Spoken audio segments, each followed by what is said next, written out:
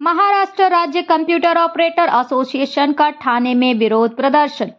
पिछले 12 वर्षों से ग्रामीण विकास विभाग राज्य की लगभग 29,000 ग्राम पंचायतों में संग्राम एवं अपने सरकार सेवा केंद्र परियोजनाओं के माध्यम से राज्य के 7 करोड़ ग्रामीण लोगों को विभिन्न प्रकार की ऑनलाइन एवं ऑफलाइन सेवाएं प्रदान कर रहा है।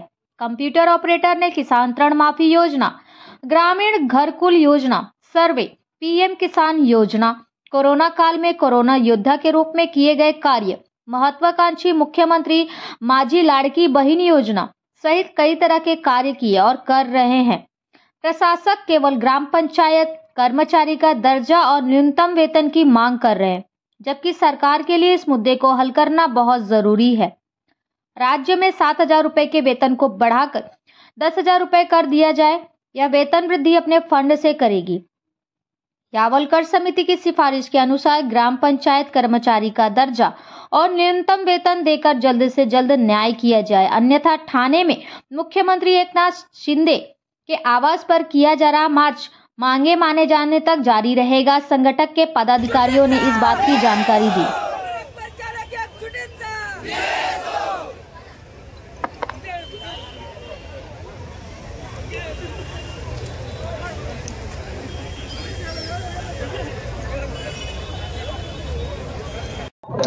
आम्ही संपूर्ण महाराष्ट्र राज्यातील कानाकोपऱ्यातील प्रत्येक जिल्ह्यातील ग्रामीण भागातील संगणक परिचालक इथे आज माननीय राज्याचे मुख्यमंत्री एकनाथजी शिंदे साहेब यांच्या निवासस्थानी इथे आम्ही आलेलो आहोत। आज आम्ही इथे मोर्चा काढणार आहोत। त्याचं कारण असं आहे की मागील 12 वर्षापासून आम्ही आमच्या न्याय हक्कासाठी लढा देत आहोत। डिजिटल इंडिया घडवण्यासाठी जो महत्त्वाचा दुवा आहे तो म्हणजे आम्ही ग्रामीण भागातील संगणक परिचालक, परंतु मागील 12 वर्षापासून आम्हाला दुर्लक्षित केला जात आहे। आज आपण पाहताय सरकारने खूप मोठमोठ्या घोषणा केलेल्या आहेत। योजना दूत, लाडकी बहीण योजना असो, लाडका भाऊ योजना असो, या माध्यमातून ग्रामीण भागापर्यंत आणि प्रत्येक स्त्री नागरिकांपर्यंत शासन पोहोचलेलं आहे, परंतु कुठेतरी आमच्यासोबत अन्याय होत आहे।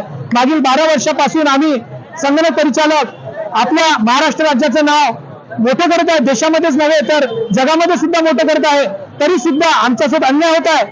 आमची जी मागणी आहे की आम्हाला आकृतीबंधानुसार आम्हाला ग्रामपंचायतमध्ये घेण्यात यावं आणि आम्हाला कामगार कायद्यानुसार किमान वेतन देण्यात यावं, परंतु अजून तरी सुद्धा आमच्या मागणी मान्य झालेली नाही। परंतु अनाथांचे नाथ समजले जाणारे श्री एकनाथजी शिंदे साहेब यांच्यावर आमचा पूर्ण विश्वास आहे की निश्चितच आम्ही त्यांच्या घरी आलेलो आहोत। आम्हाला न्याय मिळेल आणि आमची जी मागणी आहे ते निश्चित पूर्ण करतील। संपूर्ण महाराष्ट्राच्या मागण्या ते पूर्ण करत आहेत। निश्चित आमची मागणी पूर्ण करतील आणि शासनाने किंवा मुख्यमंत्री साहेबांनी जर आम्हाला न्याय दिला तर निश्चित येणाऱ्या काळामध्ये, भविष्य काळामध्ये जी निवडणूक होणार आहे पूर्ण ताकदीने आम्ही त्यांच्या पाठीशी उभे राहू आणि येणाऱ्या 2024च्या निवडणुकीमध्ये शिंदे सरकार, एकनाथजी शिंदे साहेब हेच नाही तर यांच्या पूर्ण मंत्रिमंडळाला आणि पूर्ण त्यांच्या पक्षाला बहुमतानेच नाही तर विक्रमी बहुमताने सत्तेत आणण्याचं काम आम्ही सर्व संगणक परिचालक करू, याची आम्ही ग्वाही देतो आणि निश्चित एकनाथजी शिंदे साहेब आमची मागणी पूर्ण करतील एवढीच अपेक्षा आम्ही त्यांच्याकडून करतो। आम्ही संपूर्ण राज्यामध्ये जे ग्रामीण भागामध्ये संगणक परिचालक म्हणून काम करत आहोत डिजिटल इंडिया मार्फत, तर संपूर्ण राज्यामध्ये आमची 28,000 ग्रामपंचायतीमध्ये आम्ही 20,000 संगणक परिचालक आहोत आणि आम्ही अतिशय ताकदीने आम्ही संपूर्ण महाराष्ट्राला उभं करण्याचं डिजिटल इंडियामध्ये आम्ही काम करत आहोत। आणि निश्चित आज आम्ही प्रत्येक गावामध्ये आम्ही आमचं वलय तयार केलेलं आहे, कारण सर्व डिजिटल इंडिया अंतर्गत जे पण काही कार्यक्रम ग्रामीण स्तरावर राबवले जातात ते संपूर्ण आम्ही राबवतो।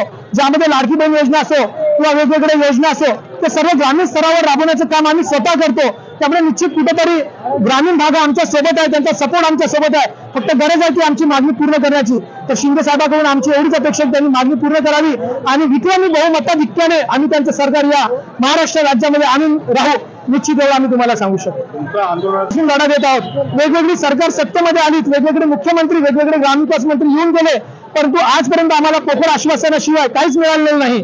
परंतु जर आम्हाला मुख्यमंत्री साहेबांनी आमची मागणी मान्य केली, निश्चित आम्ही त्यांना डोक्यात घेऊ, आम्ही आधी बोललेलो आहे। परंतु अजूनही जर आमच्याकडे दुर्लक्ष केलं जात असेल, एवढा मोठा तरुण वर्गाकडे, एवढा महिला भगिनीकडे किंवा या पुरुष वर्गाकडे जर दुर्लक्ष केला जात असेल तर निश्चित आम्ही एवढंच सांगू इच्छितो की सरकार पलटण्याची ताकद सुद्धा आमच्यामध्ये आहे। परंतु आम्हाला अपेक्षा आहे की शिंदे सरकार आमच्यासोबत अन्याय करतील नाही, परंतु यदा कदाचित जर असं झालं तर निश्चित आम्हाला कुठेतरी याचा विचार करावा लागेल। कोणी गेलं नाही. मुख्यमंत्री साहेब त्यांचे अनाथांचे नातच आहेत, पण यांनी सुद्धा या ठिकाणी या महाराष्ट्रातील संगणक परिचालकांना न्याय देवा. गडचिरोलीपासून सिंधुदुर्ग पर्यंतचे संगणक परिचालक बंधू भगिनी या ठिकाणी रेल्वे असेल, खासगी वाहन असतील, या ठिकाणी रात्रंदिवस प्रवास करून या ठिकाणी दाखल झाले. जोपर्यंत शासन आमचा निर्णय देत नाही, मुख्यमंत्री साहेबांकडे आमची आशा आहे की मुख्यमंत्री साहेब 100% निर्णय देतील.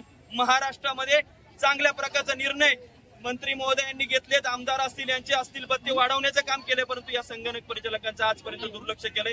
आम्ही आतापर्यंत शांत आहेत, परंतु जर या ठिकाणी सरकारने आज आमचा निर्णय दिला नाही, पहिला दिवस आहे, परंतु या ठिकाणून आम्ही मुख्यमंत्री साहेबांच्या बंगल्यापर्यंत कूच करण्याचं आमचं काम या ठिकाणी आम्ही 100% करणार आहे. कारण आम्हाला आजपर्यंत काहीच मिळालं नाही. आज आम्हाला काहीतरी मिळावं हीच अपेक्षा आम्ही मुख्यमंत्री साहेबांकडे ठेवतोय. एवढंच या ठिकाणी.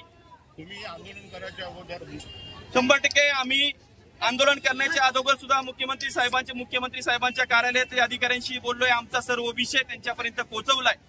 त्यांनी तो विषय समजून घेतलाय की बाबा नक्की तुम्हाला आकृतीबंधामध्ये घेण्यासाठी काय करावं लागेल. ही सगळी प्रोसेस कागदोपत्री आम्ही त्यांच्यापर्यंत पोहोचवली आहे. किंवा मुख्यमंत्री साहेबांपर्यंत आम्ही वारंवार भेटलोय.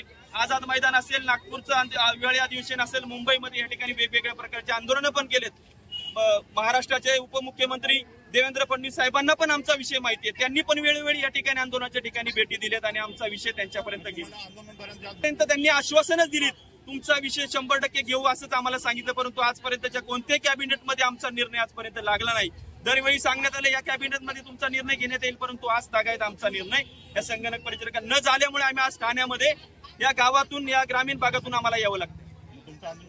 आमचा शासन निर्णय देत नाही आणि मुख्यमंत्री साहेब आमची दखल घेत नाही, तोपर्यंत आम्ही ठाणे शहर सोडणार नाही. निर्धार संगणक परिचालकांचा आहे.